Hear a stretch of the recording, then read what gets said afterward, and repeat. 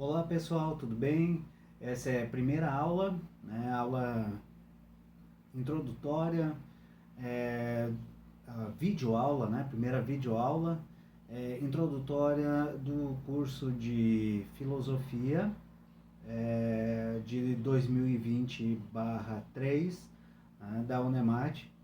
E nós vamos tratar aqui, né, do termo filosofia e de alguns conceitos, né, da abordagem utilizada pelo Alfred Ewing no texto que vocês possuem aqui, que é o texto O que é filosofia e por que vale a pena estudá-la. Esse texto vocês receberam eh, no plano da turma que está no SIGA.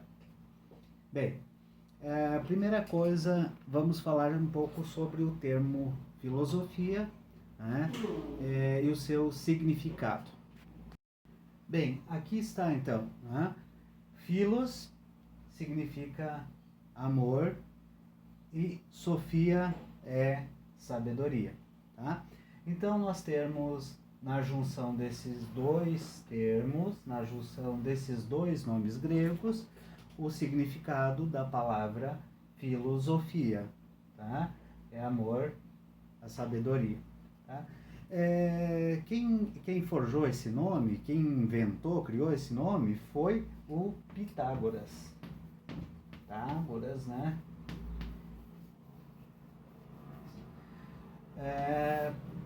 Em que situação, né? Perguntado sobre o que ele fazia, ou sendo chamado de sábio, o Pitágoras preferiu por ser chamado de filósofos, né? Ou seja, ele diz, olha, eu não sou sábio, eu amo a sabedoria, tá? Ou seja, eu busco a sabedoria, eu não possuo a sabedoria. E daí vem toda, né? Aí começa todo o desenvolvimento de uma área do conhecimento humano que se caracteriza por estar constantemente em busca da sabedoria, certo? Então, se nós pudéssemos definir, né, de uma forma bastante ampla a filosofia, poderíamos dizer que a filosofia, né, é a área do conhecimento que está sempre em busca da sabedoria, tá? Certo? Filosofia está sempre em busca da sabedoria.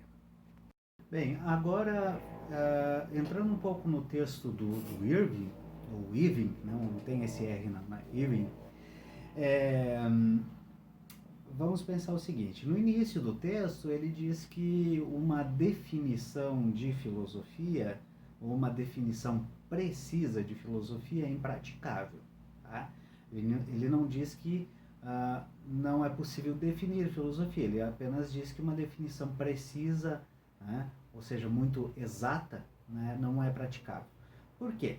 Olha, por vários motivos, né? Primeiro, por causa da extensão da filosofia. Extensão no sentido tanto do conhecimento e dos métodos acumulados durante mais de 2.500 anos de história, né? Pois a filosofia nasceu, né, na Grécia Antiga, ou seja, cerca de 600 anos antes de Cristo, 500 anos antes de Cristo, né, dependendo, né, do que se considera corrente filosófica ou não. Enfim, vamos arredondar para 2.500 anos de história da filosofia, né? Então, é muita coisa para pensarmos uma definição exata. Mas também porque a filosofia não é uma ciência exata, né? A filosofia não é uma área de conhecimento exata. Bem, talvez uma definição, né, ampla de filosofia, né, e que possa muito bem ser utilizada durante o decorrer né, do nosso curso é a seguinte. Então, uma definição possível de filosofia, né, é esta. A filosofia é uma área do conhecimento que busca compreender ao máximo o todo, eu vou frisar essa palavra, tá? O todo de seus objetos, tá? Ora, o que isso quer dizer? Isso quer dizer o seguinte, tá? Enquanto área do conhecimento, tá? A filosofia não é tão específica quanto as ciências, tá? Porque ela tenta sempre compreender o todo, ou seja, a totalidade de seus objetos.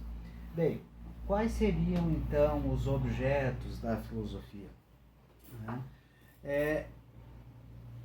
Para responder essa pergunta, né, quais seriam os objetos da filosofia, eu preciso fazer uma outra pergunta, né, que é a seguinte: quais objetos podem ser compreendidos em sua totalidade, no seu todo? Bem, essa pergunta posso responder muito claramente. Os objetos que nós podemos compreender na sua totalidade não são os objetos físicos, não são os objetos pertencentes ao mundo empírico, né?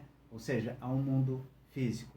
O que nós podemos compreender na totalidade são os conceitos, certo? Nós podemos analisar os conceitos até encontrar uma compreensão, né, mais ampla, mais universal do conceito. Agora, os objetos, né, físicos, os objetos do mundo sensível, como a gente pode chamar também, só podem ser compreendidos a partir do momento em que nós nos relacionamos com eles, a partir do momento em que nós traçamos alguma experiência específica. Esse é o ramo das ciências. O ramo da filosofia fica, então, com os conceitos, certo? Ou seja, né,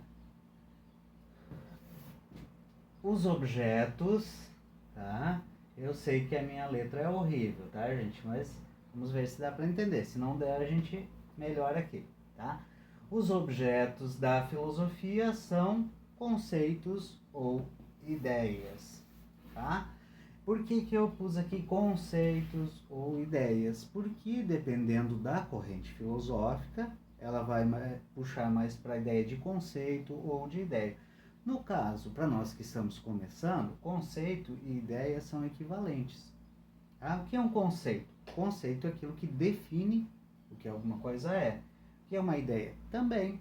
Né? Vamos pensar, por exemplo, no conceito de justiça. Tá? É um objeto da filosofia. Né? O direito, por exemplo, enquanto ciência do direito, não apenas enquanto o exercício de aplicação e compreensão das leis, mas enquanto ciência do direito, ele precisa da filosofia para definir seus conceitos básicos, né? Ele precisa da filosofia, por exemplo, para entender o que significa o conceito de justiça.